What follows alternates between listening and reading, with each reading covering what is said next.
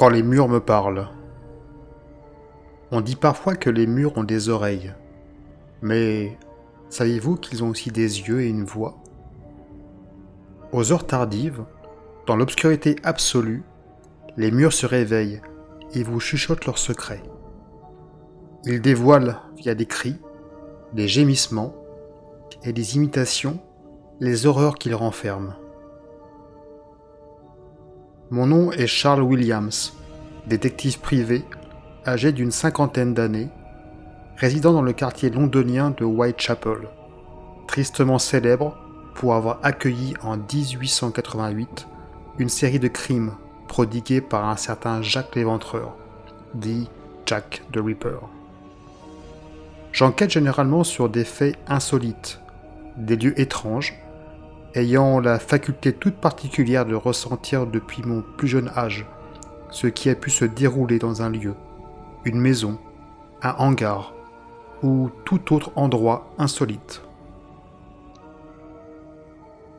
Les gens font appel à mes services, parfois pour identifier les entités qui hantent un endroit, afin de les bannir à jamais avant de revendre leur habitation, ou bien remémorer le passé d'une famille tristement disparue. Je viens également en aide à la police, sur des affaires bien spécifiques, où les compétences humaines arrivent à leurs limites, et la part d'occulte, d'étrange, prend alors le pas sur la raison. Aujourd'hui, j'ai rendez-vous au 232A, Whitechapel Road, Londres. Il s'agit cette fois-ci d'un appartement au 2e étage, sur un immeuble délabré qui en compte 3. Cet habitat n'a pas été occupé depuis un certain temps. Le papier jauni s'est décollé et toutes les surfaces sont recouvertes d'une épaisse couche de poussière et de crasse. Dans la cuisine, la hotte de ventilation suinte de graisse. Une porte en verre cassée a été recouverte d'une bâche qui enfle sous les courants d'air. La température de la pièce est naturellement froide, l'isolation quasi inexistante. Je ne pourrais dire si les seringues disposées à même le sol proviennent de l'ancien propriétaire, ou bien ce lieu est maintenant devenu un squat de camé pour les âmes perdues. Il y règne une odeur de graisse fondue, étrangement dérangeante, persistante même je dirais, sûrement dégagée par les restes de bougies disposées de façon disparate dans la pièce. Piétinés et usés, les sols ne voient pas, mais ressentent les abus à chaque instant. Ils recueillent et conservent le sang et les larmes de plusieurs générations. Une table dans le salon racle bruyamment sur le sol, tandis qu'elle traverse la pièce. Étrangement, elle répète un motif, tournant sur elle-même encore et encore, comme si la pièce se scarifiait pour faire passer un message.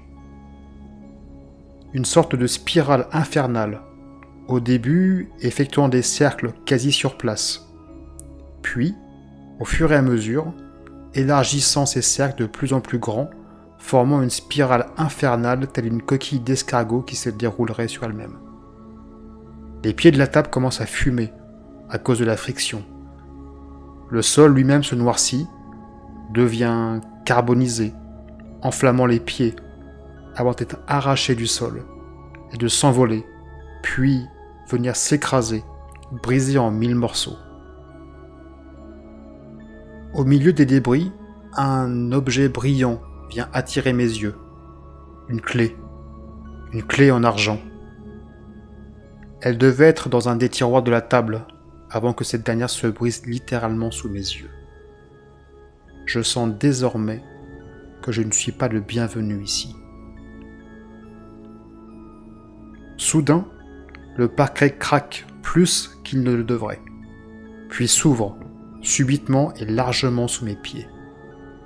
L'air s'engouffre autour de mon corps et mon estomac se révulse lors de cette chute libre improvisée. Rapidement, le sol ou ce qui y ressemble se rapproche dangereusement. Cette descente me paraît désormais interminable. J'atterris brutalement sur une surface dure, froide. Autour de moi, un dallage de carreaux parsème le sol, dessinant en son centre le chiffre 8, Ou bien est-ce le symbole de l'infini? L'obscurité règne désormais dans cette pièce, et la brève clarté est due uniquement au trou par lequel je dois mon arrivée ici, désormais mon plafond. Je suis seul, désespérément seul, distinguant à peine le bout de cet endroit. Quel est ce bruit? Des claquements, des gémissements, étouffés par l'épaisseur des murs qui semblent se répandre autour de moi, hurlant une litanie misérable, usant de sons que l'on peut à peine présumer par des mots. Rejoins-moi, rejoins-moi. Au fur et à mesure que je tâtonne dans le noir, recourbé, sur le qui-vive, mes yeux sont attirés par une plainte qui semble à moitié détachée du mur, dans le coin de la pièce. Sans trop d'effort, j'entreprends de la retirer. Elle se détache sans mal. Derrière elle, un trou. La curiosité aidant, je m'ose à passer la main à l'intérieur, à tâtons, précisément. Quelques instants suffisent pour que mes doigts rencontrent quelque chose de longiligne, froid et dur. Retirant ma main, j'observe alors ma nouvelle prise. Avec stupeur, je constate qu'il s'agit d'une phalange de doigts qui semble humaine. Cette dernière est parfaitement blanchie avec le temps. Mon estomac commence alors à gronder, à gargouiller, me signalant la faim. Tout autour de moi, ma vue se trouble, j'ai l'impression que les murs fluctuent et roulent tels des vagues. Ils semblent désormais bouillonner et se contorsionner en rythme surréaliste. Mon esprit commencerait-il à vaciller? Suis-je en pleine hallucination? Le mur où porte mon regard semble se fissurer sous mes yeux, déchirant la brique maintenant apparente. De la nourriture, à foison, commence à dégueuler de ce dernier. Cette paroi vomit littéralement ce qui semble être des poissons morts et vidés. Puis soudain, l'eau commence à jaillir des jointures du sol, voulant se frayer un chemin vers la surface. Des gargouillis, des mugissements, des pleurs forment une mélopée qui m'est maintenant familière. Une comptine qu'on chantait dans les temps anciens, dans les ports anglais, il y a fort longtemps. Dans le port de Whitby, un soir sans lune, un vieux rafio leva l'ancre dans la brume. L'équipage, jurant l'or plus fort que Dieu, ignorait qu'un démon rôdait sous les cieux. Ô quille noire, maudite voile, au 10e jour, le vent devient poison. Les étoiles saignaient au fil de l'horizon. Un œil géant surgit des flots dormants et murmura « Livrez-moi vos enfants ». Ils l'ont vu, ils ont pactisé. Le capitaine a crié « Qu'on sacrifie l'innocent ». Alors les mouettes sont devenues corbeaux et de la mer de l'encre. Un à un, les hommes devinrent fous, mâchonnant des algues et hurlant au loup. Le mât craqua comme un cri de faim, et les abysses fermèrent leurs mains. La pression de l'eau à travers les interstices fait résonner cette chanson perdue autour de moi. L'intérieur semble se transformer au fur et à mesure que l'eau monte, et l'intérieur sent maintenant la poussière humide et la moisissure. Certaines dalles au sol semblent s'illuminer, traçant une grande ligne droite dans l'obscurité. Mes yeux, au fur et à mesure du temps, semblent s'acclimater à cette pénombre ambiante, et j'aperçois maintenant distinctement ce qui semble être une porte. Au même moment que ma main vient à tourner la poignée, l'accès semble se déverrouiller automatiquement, laissant une ouverture béante où surgit une forme massive, translucide, une main géante qui vient littéralement me saisir la tête afin de m'entraîner dans le vide noirâtre. Une sensation de flottement m'envahit, et la petite lumière de la pièce précédente me semble déjà loin, très loin, infiniment loin. J'aperçois ce qui semble être des étoiles dans cette noirceur, et une constellation semble se distinguer dans le lointain, plus brillante que les autres. Un monde sous-marin, une planète entièrement recouverte d'eau, contenant une faune maritime importante, et la carcasse d'un navire avec des corps flottants, comme à la dérive. La vision stoppe soudain et je me sens aspiré et renvoyé immédiatement dans la pièce précédente. Me voilà donc de retour dans cet endroit gorgé d'eau, d'eau contre le sol.